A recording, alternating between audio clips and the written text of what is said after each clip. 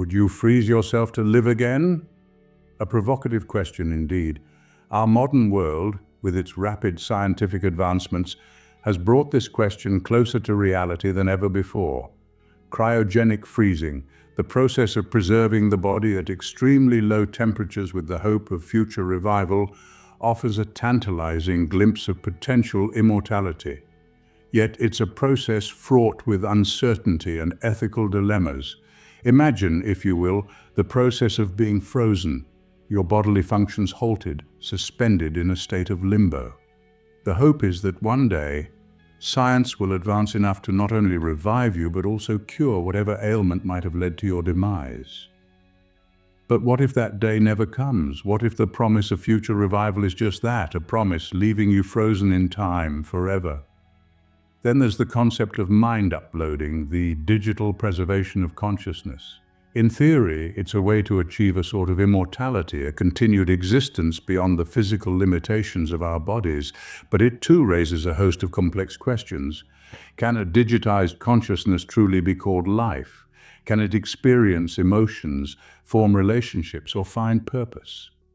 Or will it be a hollow echo of our former selves, devoid of the richness and depth of human experience? These methods, while fascinating in their audacity and innovation, pose significant limitations. They offer a form of existence, yes, but can we truly call it life? And even if we could, should we?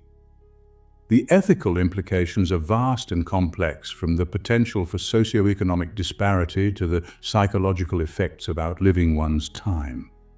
But perhaps the most intriguing question is not whether we can achieve immortality, but why we so desperately seek it. Why do we, as humans, yearn for something beyond our natural lifespan? Why is the quest for immortality such a pervasive theme throughout history and across cultures? These scientific attempts, while fascinating, still leave us with an unanswered question. Why do we, as humans, yearn for immortality? This question will lead us further down the rabbit hole, into the ancient desire for everlasting life and the spiritual dimension of immortality. But that, dear listeners, is a tale for another time. The desire for immortality is not a new phenomenon. It is a deep-seated longing that has its roots embedded in the annals of human history, replete with tales of relentless quests and unending pursuits. Let's journey back in time to the cradle of civilization, where our story begins with the Epic of Gilgamesh. This ancient Mesopotamian tale, considered the first great work of literature, centers around a king's desperate search for everlasting life. Gilgamesh, having witnessed the death of his beloved friend Enkidu, embarks on an arduous quest to escape the same fate. Yet despite his heroic efforts and the hardships he endures, he returns empty-handed, underscoring the futility of his quest. Our journey through time continues to the reign of China's first emperor, Qin Shi Huang. This mighty ruler, known for uniting the warring states of China, was also consumed by the desire for eternal life. He dispatched alchemists and explorers to find the elusive elixir of life, a mythical potion believed to grant immortality. However, his obsession ironically led to his downfall, as he was poisoned by the very potions he hoped would save him. We then turn to the ancient Egyptians, a civilization renowned for its belief in an afterlife. They envisioned death not as an end, but a transition to another existence. This belief was so profound that they buried spiritual texts known as the Book of the Dead, with the deceased to guide their souls in the afterlife. Elaborate tombs and intricate mummification processes were testament to their conviction in a life beyond death. These historical examples illustrate humanity's enduring, yet ultimately futile attempts to achieve physical immortality. Each tale, from Gilgamesh's fruitless search to Emperor Qin's ironic demise, underscores the harsh reality. The quest for eternal life within the confines of our mortal existence is fraught with disappointment and death. It seems that the earthly world in its current form is fundamentally unsuitable for immortality. Historically, every attempt to achieve physical immortality has ended in disappointment or death. Yet the universal and persistent human yearning for immortality continues, suggesting that this longing is more than a mere whimsical fantasy. It's an echo of a profound truth that lies far beyond our mortal comprehension. Perhaps our yearning for immortality is not about living forever in our physical bodies.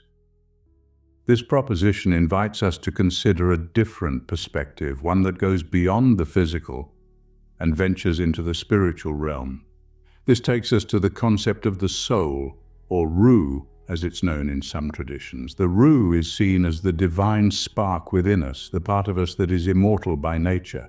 It is this aspect of our being that yearns for eternity, not the perishable body.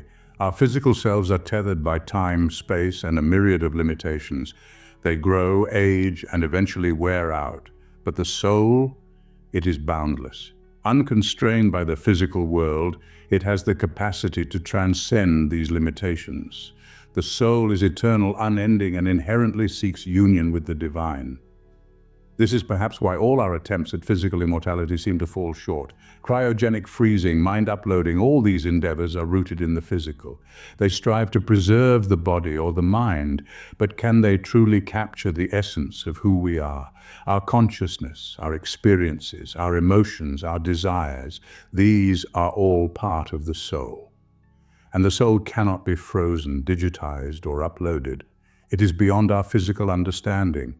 True immortality, then, might not be about preserving the body, but about nurturing the soul.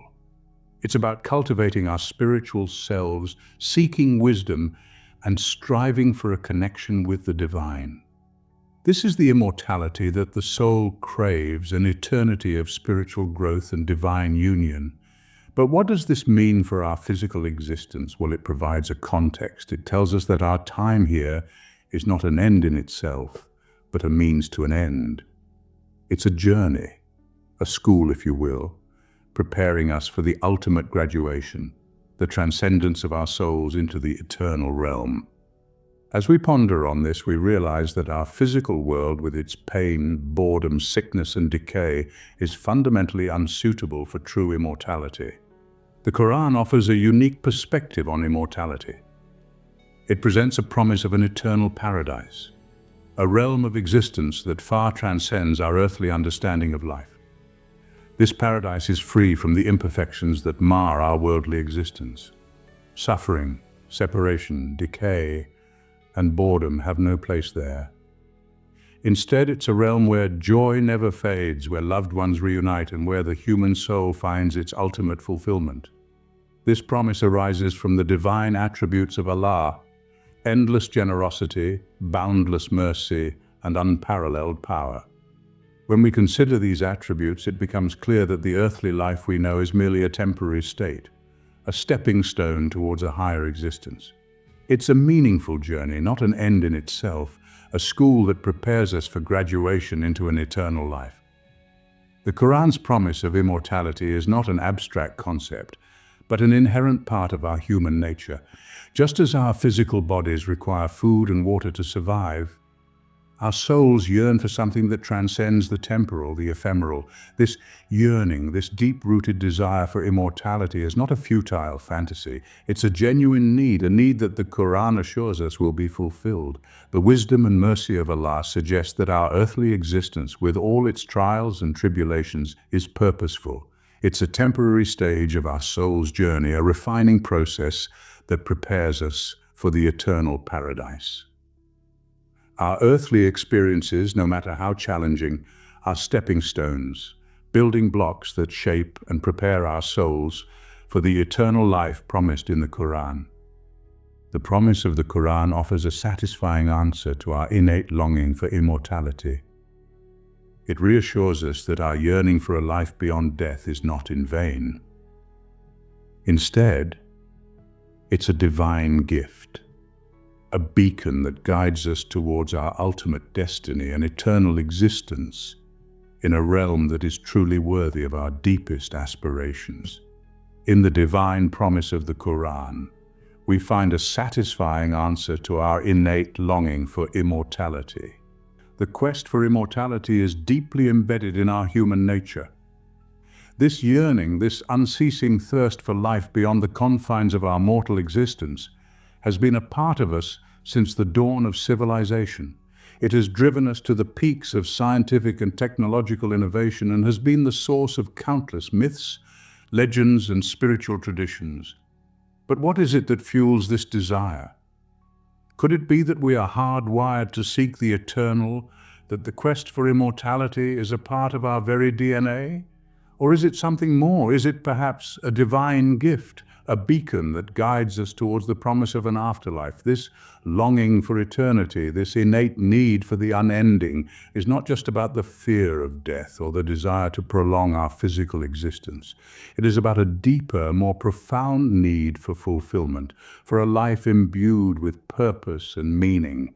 It's about the pursuit of a state of existence that transcends the limitations of our physical world, a state of eternal bliss and contentment.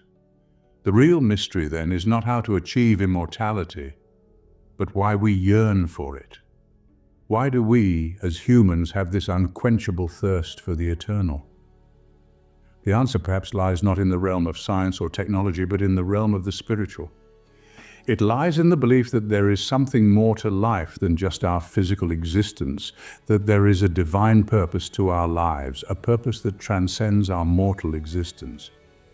So, as we continue our quest for immortality, let's not lose sight of what truly matters. Let's not forget that the real quest is not about living forever in a physical sense, but about finding a deeper spiritual fulfillment.